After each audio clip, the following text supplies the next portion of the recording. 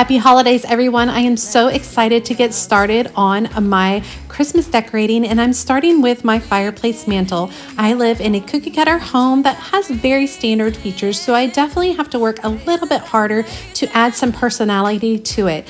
I'll enjoy showing you guys everything along the way, and then at the very end, I'm going to go item by item and tell you the little stories and tidbits behind each of them. Enjoy.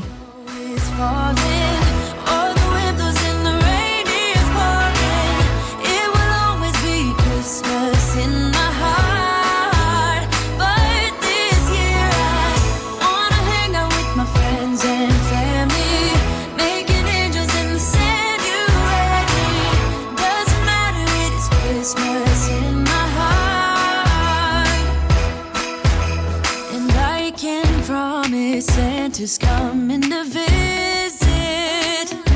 No, he wouldn't miss this in Christmas times.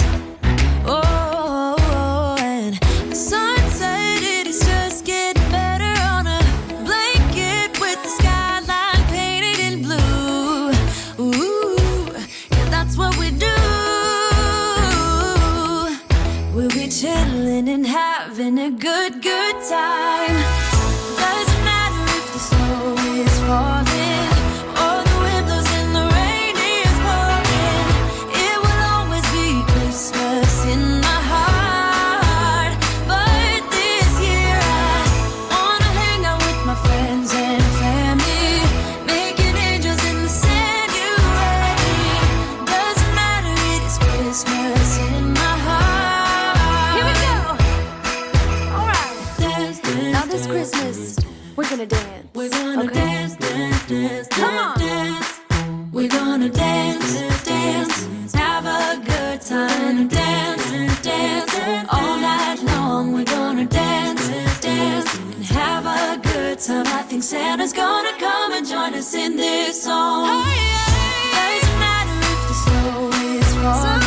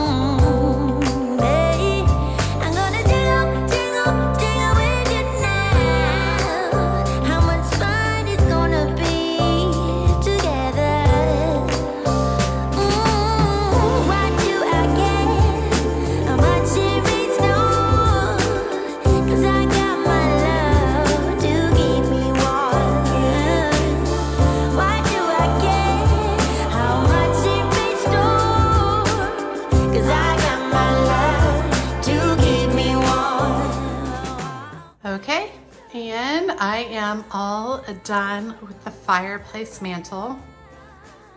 In the lower portion, I love it. This mirror belonged to my great-grandmother. It's well over 100 years old. Absolutely beautiful. The haziness is not from it being dirty. It's literally the silvering in the back that was originally painted on all those decades ago. Very beautiful. I love the round shape. I think it goes really, really well. Okay, and I got this piece of artwork right here from the Vintage Market in McKinney. And on the back it has the artist's name, and it was made in 1991. And it is hand cut, y'all. It is the 12 Days of Christmas. This was before laser cutting home printers. So somebody cut that out with an X-Acto knife. It was already beautifully framed. I loved it. I used a lot of objects that I already own this year, including this beautiful brass urn that I got thrifting. Filled it with some evergreen boughs, some sugar pine cones, those taller branches I had left over from my Halloween mantle. They got this massive pine cone. Look at that sucker. Up there's decor. These sweet little deer I got at that same Vintage Market in McKinney. This piece is another piece that I found thrifting, a little bronze container, and I mixed a combination of my wood. These are candle holders, but they're like thread spools, yarn spools. They're antique. Mixed them with some brass containers and white candles, and then accented them with some greenery, and then lots of these sweet ornaments. These ornaments were all made by my grandmother. So she bought the silken balls and then attached all of the beads and sequins and all of that decor. And when I show you guys my Christmas tree is just laden with all of the ornaments that she made over the years, which I inherited.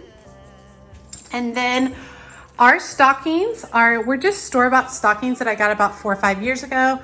And then I went in and I hand embroidered all my kiddos' names on them. And I think they look fabulous. And then I finished up at the base with a brass container that I also got thrifting. Filled it with some firewood, even though we have a gas fireplace. Added a little bit of greenery, faux greenery. It's the same type of faux greenery that I tucked in up here. So that kind of complements each other. And then I found another thrifted basket that I filled with sugar pine cones. I love it. Okay, I hope you guys enjoyed seeing my Christmas mantles. I love decorating our fireplace mantle. I decorate it for multiple seasons. I change it out quite frequently, probably a total of 6 times a year. I enjoy mixing it up, changing things up. This year I really went for warmth, and I wanted like a history and story behind the things that I have in my house. And that's kind of a rule of thumb in my house.